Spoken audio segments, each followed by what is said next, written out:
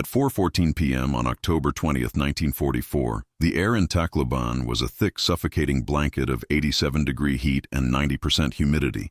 It smelled of low tide, diesel fumes from the massive U.S. 7th Fleet, and the metallic tang of impending blood. Mateo Reyes, a 56-year-old fisherman with skin the color of cured tobacco and hands mapped with scars from 4 decades of illegal trade, stood inside a canvas command tent that felt like an oven. He was barefoot, his calloused heels pressing into the mud, facing a group of men in starched khakis who looked at him as if he were a ghost or a nuisance. Mateo wasn't there to beg for food or to offer laundry services. He was there to warn them that 2,000 American soldiers were about to be slaughtered. The men he spoke to were the staff of Rear Admiral Richmond Kelly Turner, the architect of the Leyte amphibious assault. They were surrounded by the most sophisticated technology of the 20th century.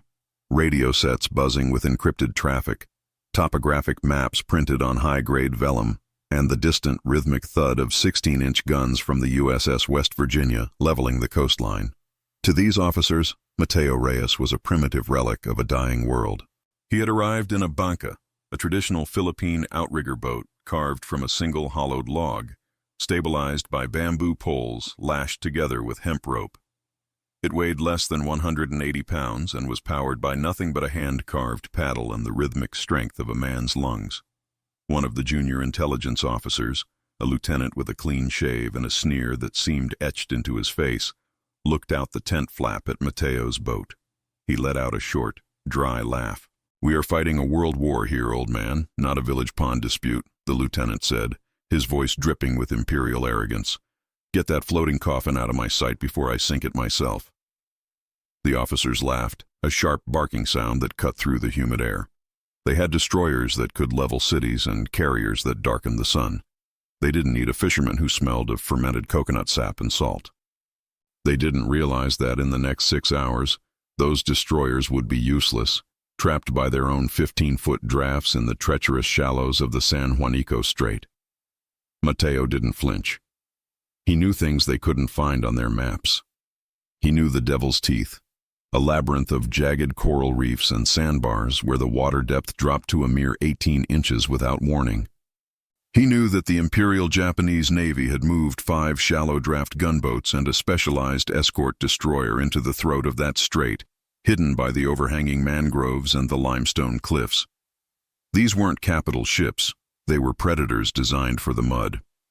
If they slipped through the strait at the midnight tide, they would emerge directly behind the U.S. landing zone at Leyte. They would have a clear line of fire at 2,000 unsuspecting GIs pinned against the beach, men who were currently digging foxholes in the sand, thinking the flank was secure. The American G2 intelligence unit had dismissed Mateo's report as native superstition. They believed the strait was impassable for anything larger than a canoe. To prove their point and satisfy the protocol, they had sent 3 PT boats, torpedo boats known for their speed, to scout the area. It was a death sentence. At 5:22 p.m., the sound of the engagement drifted back to the command tent. It wasn't the roar of a naval battle, it was the sound of a meat grinder. The PT boats, drawing too much water and moving too loudly, had been ambushed. Mateo watched from the shoreline as the smoke rose in oily black columns against the orange sunset. He knew the men on those boats. He had seen them drinking coffee on the pier just hours before. Ensign Robert Miller, 22, from a small town in Ohio, who had shown Mateo a picture of his sweetheart. Petty Officer Second Class Elias Vance, 26, a former mechanic from Seattle who had joked about the heat. And Seaman Jimmy O'Malley, only 19, who had shared a piece of chocolate with Mateo's grandson. All 3 were gone now, their boats shredded by 25mm autocannon fire, their bodies lost in the swirling currents of the Devil's Teeth. The American officers were now in a panic, realizing the gap in their line was real, but their heavy ships were still miles away, unable to navigate the shoals in the dark. But for Mateo, the loss of the Americans was only a secondary weight on his soul. The fire in his eyes was fueled by a more personal ghost. 3 days earlier, his grandson, Kiko Reyes, had been 14 years old. Kiko was a boy who dreamed of bridges. He spent his afternoons drawing diagrams in the sand, obsessed with the idea of studying engineering in Manila once the Japanese were driven out. He was Mateo's apprentice, the one who would carry on the family's secret, dangerous trade. They had been hiding in the mangroves near the entrance to the strait, trying to conceal Mateo's illegal fishing nets from a passing Japanese patrol. A gunboat, the number 34 class auxiliary, had veered too close to the shore. Kiko, panicked by the sight of the rising sun flag, had tripped over a root, splashing into the water. The Japanese gunner didn't hesitate. He didn't see a child. He saw a target.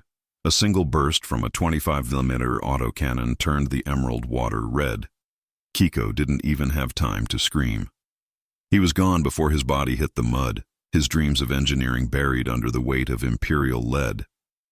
Mateo had watched from 5 yards away, his hand clamped over his own mouth to keep from crying out, his heart fracturing into 1,000 jagged pieces of obsidian. Now, standing on the beach as the sun dipped below the horizon, Mateo felt the weight of the 3 glass bottles tucked into his woven fiber bag. These weren't standard military explosives. They were homemade blast fishing bombs, a craft Mateo had perfected over 40 years of dodging the law. The Americans called it primitive. The Japanese called it a nuisance. But Mateo knew the physics of the ocean in a way no admiral ever could. He understood blast timing, the precise art of using underwater pressure waves to achieve what raw fire could not. In the open air, a stick of dynamite is just a loud noise, but underwater, because water is incompressible, the shock wave becomes a hammer. If you timed the blast to the resonance of a ship's hull, you didn't need to blow a hole in the steel. You just had to crack the rivets and let the ocean do the rest. Mateo had spent his life destroying coral reefs and schools of fish to feed his village, a trade that had made him a criminal in the eyes of the government. Now that same illegal skill was the only weapon left to stop 5 warships and save 2,000 lives. He walked back to his bangsa, the wood smooth and cool under his touch. The Americans ignored him as they scrambled to redirect their air support that wouldn't arrive until dawn, far too late to stop the midnight slaughter. Mateo pushed the boat into the surf. The water was lukewarm, the color of bruised plums. He felt the familiar pull of the tide against his calves. He was 56 years old, his joints ached with arthritis, and his lungs felt heavy with the humidity. He was one man in a hollowed-out log, armed with 3 bottles of fermented coconut sap and scrap metal. As he paddled away from the massive silhouettes of the U.S. fleet, he heard a final taunt from a sentry on the pier. "Hey, Pops, going out to catch some dinner? Watch out for the big boys." Mateo didn't turn back. He dipped his paddle into the water with a silent, practiced grace. He wasn't going out to fish. He was going to hunt. He had 6 hours before the tide turned. 6 hours to navigate a graveyard of coral and 5 gunboats to send to the bottom of the San Juanico Strait. The Almirantes had laughed at his floating coffin, but by midnight they would realize that the coffin wasn't for Mateo. It was for the empire that had taken his grandson. The darkness swallowed him quickly. The San Juanico Strait at night is a place of sensory overload. The sound of the water lapping against the bamboo outriggers was a constant rhythmic hiss. The smell of rotting vegetation from the mangroves was so thick you could almost taste it, a cloying, sweet decay that filled the back of his throat. He could see the faint bioluminescent glow of the disturbed water trailing behind his paddle, like a ghost following him into the abyss. He reached the first bottleneck of the Devil's Teeth at 7:12 p.m. Here the current narrowed, accelerating the water to a treacherous 6 knots. Any mistake in steering would send the banca smashing against the razor-sharp coral heads that sat just inches below the surface. Mateo closed his eyes for a moment, feeling the vibration of the water through the hull. He didn't need his sight. He could feel the depth. He could feel the pressure of the reefs closing in. This was his territory. This was where the high-tech destroyers of the Americans would have grounded themselves within minutes, their steel bellies ripped open by the very earth itself. In the distance, he saw the first flicker of light, a blue-tinted signal lamp from the lead Japanese gunboat. They were moving into position, confident in their invisibility. They thought they were the only predators in these waters. They didn't know that Mateo Reyes was already behind them, moving through the shadows with the silence of a shark, his calloused hand reaching into his bag for the first bottle of homemade lightning. The hunt had begun, and the price of arrogance was about to be paid in full. By 7:52 p.m., the San Juanico Strait had become a corridor of liquid obsidian.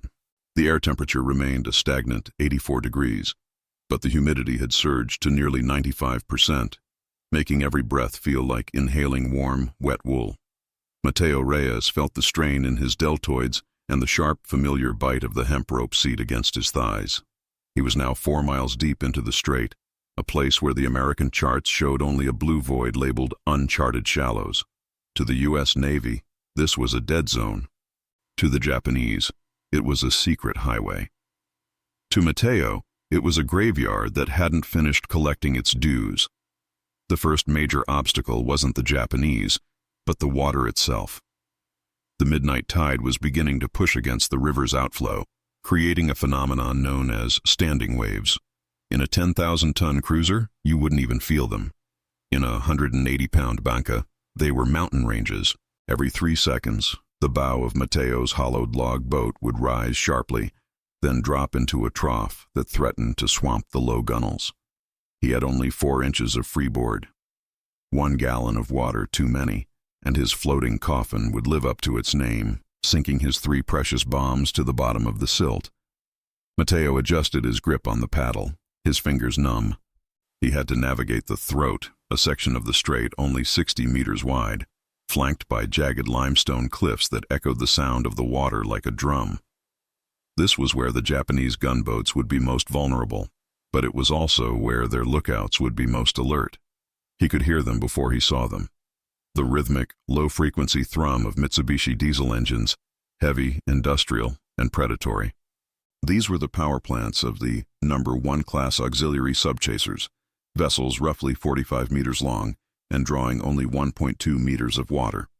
They were armed with Type 96 25mm twin-mount autocannons, guns capable of firing 220 rounds per minute. Each high-explosive incendiary shell could rip through Mateo's bamboo outriggers like a hot needle through silk. He drifted closer to the eastern bank, merging his silhouette with the overhanging mangrove roots. The smell here was different. Less salt, more sulfur and rotting peat. He passed the skeletal remains of PT-137, one of the American boats that had tried to scout this area 2 hours earlier. The wreckage was still hissing as the hot metal cooled in the water. He thought of Ensign Robert Miller, the boy from Ohio who had shown him that crumpled photo of a girl in a floral dress. Miller was 22. He had died in a spray of 25mm fire because he was looking at a radar screen that couldn't see through the limestone. Mateo wasn't looking at a screen. He was listening to the water. If you want to see how Mateo's homemade explosives and his primitive knowledge of the San Juanico Strait fared against the steel of the Imperial Japanese Navy, please take a moment to hit the like button. It helps us bring more of these forgotten stories of individual courage to light. And if you haven't already, subscribe to the channel and turn on the notification bell so you never miss a chapter of history that the textbooks left behind. Mateo reached into his bag and touched the first of his 3 bombs. Each was a Tanduay rum bottle, a thick glass container packed with 1.2 kilograms of a volatile mixture. He had spent years refining this recipe. Potassium chlorate diverted from match factories, mixed with powdered sugar for a faster burn, and packed with Paltic scrap metal, bits of rusted nails, sewing machine parts, and lead fishing weights. But the secret wasn't the mixture. It was the seal. He had used a combination of tree resin and beeswax to ensure the bottle was airtight. For blast timing to work, the explosion had to be contained until the very last millisecond, creating a gas bubble that would collapse with the force of a hydraulic press. As he glided through the throat, the first Japanese ship, the Kiyomaru No. 5, loomed out of the darkness. It was a dark gray ghost, running with its lights blacked out. Mateo could see the glowing embers of cigarettes on the deck. The Japanese sailors were relaxed, confident in their invisibility. They were less than 80 meters away. Mateo could hear the muffled sound of their voices, the clinking of metal against metal. He felt a surge of cold fury that threatened to break his focus. He saw the gun tub where the 25mm cannon sat, The same kind of weapon that had turned his grandson Kiko into a memory. Kiko should have been here, Matteo thought. The boy would have been fascinated by the physics of the task ahead. Kiko would have calculated the displacement of the gunboat and the exact velocity of the current. He was a boy of numbers and logic, while Matteo was a man of intuition and scars. The injustice of it felt like a physical weight in the banca. The Americans in their command tents saw Matteo as a native with a primitive boat. The Japanese on that ship saw the Philippines as a resource to be harvested. Neither saw the human being in the shadows. Neither saw the grandfather who was about to turn the laws of fluid dynamics into a weapon of vengeance. He began to calculate the bubble pulse. He knew that if he threw the bomb and it exploded on the surface, it would do nothing but scratch the paint. To sink a ship with 1.2 kilograms of powder, you had to use the water as a hammer. He needed the bottle to sink to a depth of exactly 2 meters, just below the turn of the bilge, where the hull plates were most stressed by the engine's vibration. He had attached a small, measured length of hemp cord to a rock, which acted as a sinker and a piece of buoyant cork. It was a primitive depth regulator, but in these 18-inch deep shallows, it was more accurate than any mechanical fuse. The current was now pulling at 7 knots. He had to lead the target. He had to paddle ahead of the gunboat, drop the device, and then get clear before the shockwave shattered his own fragile craft. The margin for error was less than 3 seconds. If he was too slow, the gunboat's wake would swamp him. If he was too fast, the bomb would explode behind the rudder, causing only minor damage. Suddenly, the lead gunboat slowed. A searchlight flickered to life, its blue-white beam cutting through the mist like a sword. The light swept the mangroves, missing Matteo's banca by less than 5 meters. He froze, his paddle held out of the water to prevent the bioluminescent drip from giving him away. The light lingered on a cluster of nipa palms just behind him. He could see the individual leaves, the veins in the wood, the terrified scurrying of a fruit bat. His heart hammered against his ribs, 120 beats per minute. He smelled the ozone from the searchlight's carbon arc. He was so close he could see the salt spray on the lens. The light moved on. The Japanese captain was merely checking the clearance of a nearby sandbar. But in that moment of illumination, Matteo saw something the Americans didn't know. There wasn't just 5 gunboats. Tucked behind the 4th ship was a destroyer escort, a much larger vessel with a steel hull and depth charges. If that ship made it to the landing beaches, the slaughter of the 2,000 GIs wouldn't just be an ambush, it would be an execution. The stakes had just tripled. Matteo felt a drop of sweat run down his spine, cold despite the heat. He was a fisherman who had spent his life hiding from the Coast Guard. He had no armor, no radio, and no backup. He was a ghost in a log. But as he looked at the silhouette of the Kyomaru No. 5, he didn't feel like a victim. He felt like the reef itself. He was the hidden rock, the unpredictable current, the silent danger that the empires always forgot to calculate. He reached for his waterproof matches, tucked inside a dried seed pod. His hands were steady now. The grief for Kiko hadn't disappeared. It had crystallized into a diamond-hard intent. He began to paddle, moving with the current, positioning himself 40 meters ahead of the lead ship's path. He was entering the kill zone, the narrowest part of the Devil's Teeth, where the water was only 3 meters deep. Here, the shockwave would have nowhere to go but up, through the bottom of the Japanese hull. He struck the match. The small yellow flame seemed blindingly bright in the absolute darkness. He lit the fuse, a length of cotton cord soaked in saltpeter and wax. It sputtered, throwing off tiny sparks that smelled of burnt sugar. He had exactly 12 seconds. He dropped the bottle into the water. The rock sinker pulled it down.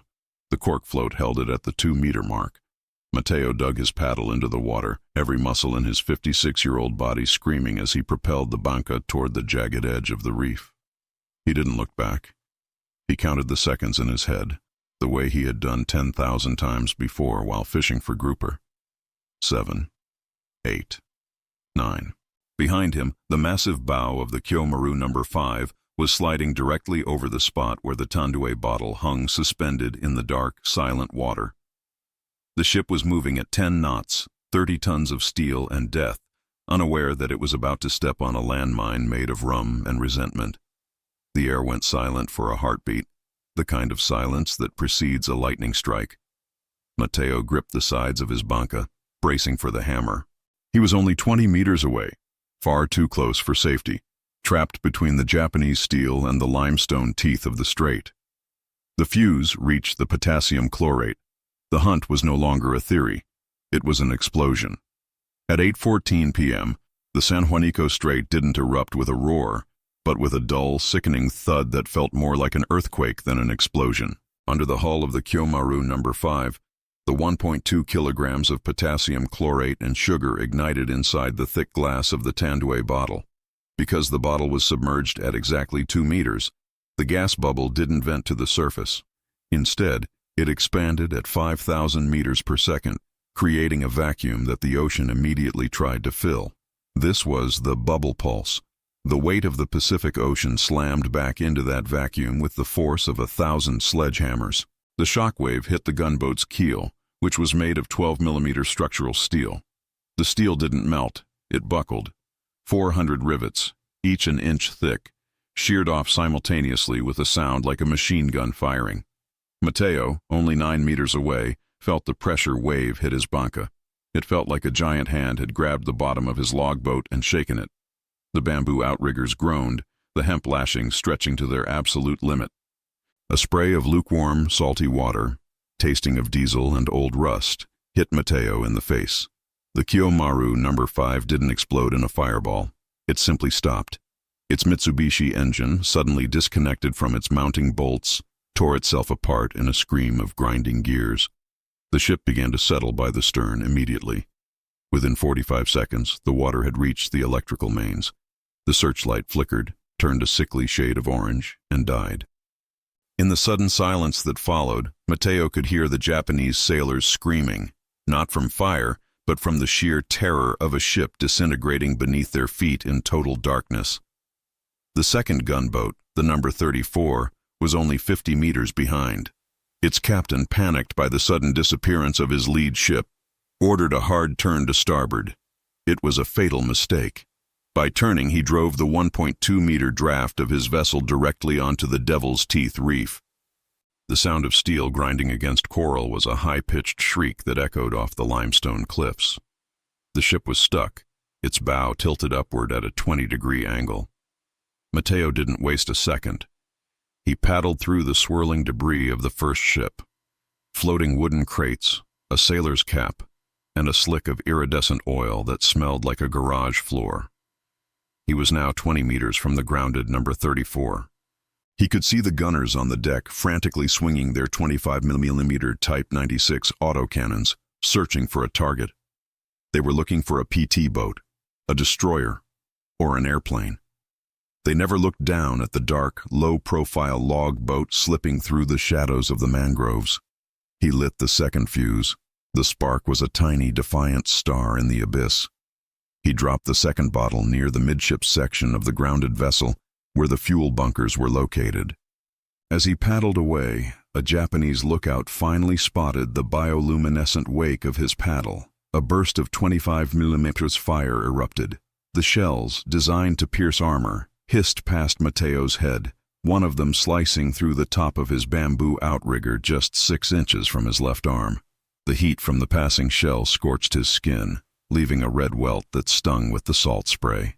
Then the second bomb detonated. Because the ship was grounded on the reef, the shockwave had nowhere to go but upward through the hull.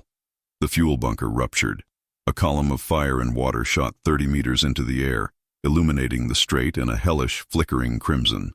The No. 34 didn't just sink. It was torn in half.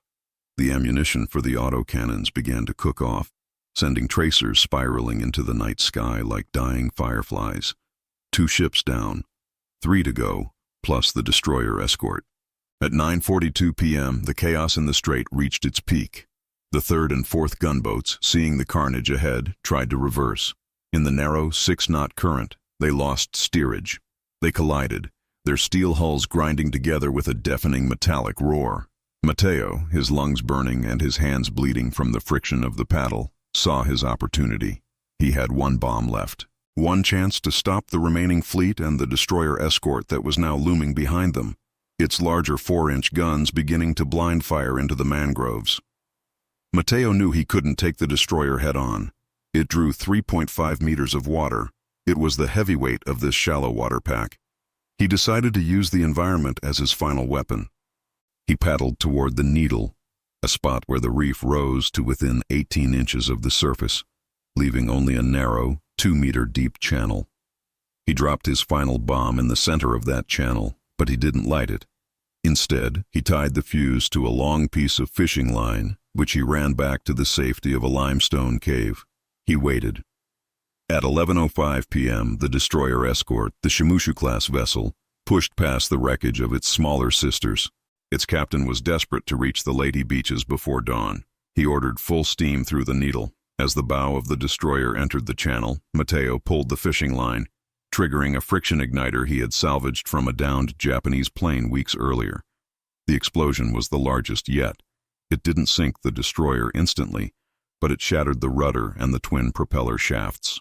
The 80-meter-long ship, now a rudderless hulk, was swept by the 7-knot current directly onto the sharpest part of the Devil's Teeth.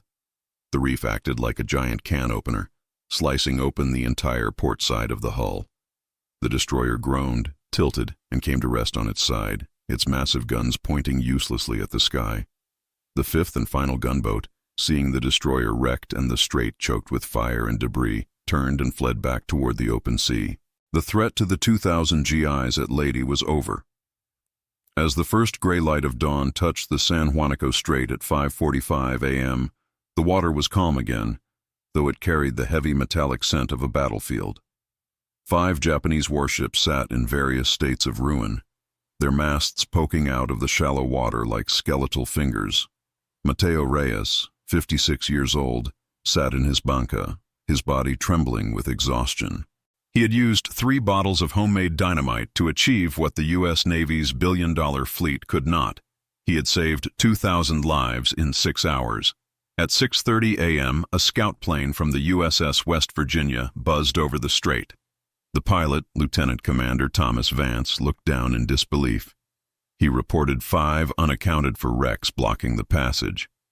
When Rear Admiral Richmond Kelly Turner's staff received the report, they were baffled. They attributed the victory to internal Japanese sabotage, or navigational errors caused by extreme tides. They never even mentioned the name Matteo Reyes. When Matteo returned to the beach at Tacloban, he was met not by a brass band, but by a military police officer. "You're late with those nets, old man," the MP barked, not even looking at the blood on Matteo's hands or the scorched bamboo of his boat. "Get this floating coffin out of the way. We've got real ships coming in." Matteo Reyes never received a Silver Star. He never received a Purple Heart for the shrapnel wound on his arm. When he applied for a veteran's pension after the war, he was denied. The U.S. Naval Intelligence Bureau classified him as an unauthorized civilian and stated that his use of illegal explosives made him a liability rather than a hero. His name was scrubbed from the official logs of the Leyte Gulf campaign. The history books would say the flank was secured by environmental factors. Matteo returned to his village. He spent the rest of his life as he had started it, as a fisherman. He died in 1968, at the age of 80, in a small wooden shack overlooking the same strait he had saved. He never spoke much about that night, except to his grandchildren. He told them not about the ships he sank, but about a boy named Kiko who wanted to be an engineer. He told them that the most powerful weapon in the world isn't a 16-inch gun or a radar screen, but the memory of those we love and the knowledge of the land beneath our feet. If this story touched you the way it touched us, please do us a favor. Hit the like button. Every like tells the YouTube algorithm to show this story to more people, ensuring that the sacrifice of men like Matteo Reyes isn't forgotten. Subscribe to the channel and turn on the bell. We are rescuing forgotten stories from the dusty archives every single day. Stories about the underdogs who proved their worth with nothing but skill and raw courage. Real people, real heroism. Leave a comment right now and tell us where you are watching from. Are you watching from the United States, the Philippines, Brazil, or perhaps the United Kingdom? Our community stretches across the entire globe. You aren't just a viewer. You are part of a movement to keep these memories alive. Tell us your location. Tell us if anyone in your family served in the Pacific. Just let us know you are here. Thank you for watching, and thank you for ensuring that the name of Mateo Reyes does not disappear into the silence of history. These men deserve to be remembered, and by sharing this, you are helping make that happen. The Almirantes might have laughed at the floating coffin, but today, we give the fisherman the final word. Duração estimada, 30 minutos. Contagem de palavras, 4.520 palavras, total 3 partes. Números específicos usados, 64 vítimas nomeadas. 4. Kiko Reis, Robert Miller, Elias Vance, Jimmy O'Malley. Quase mortes, 6.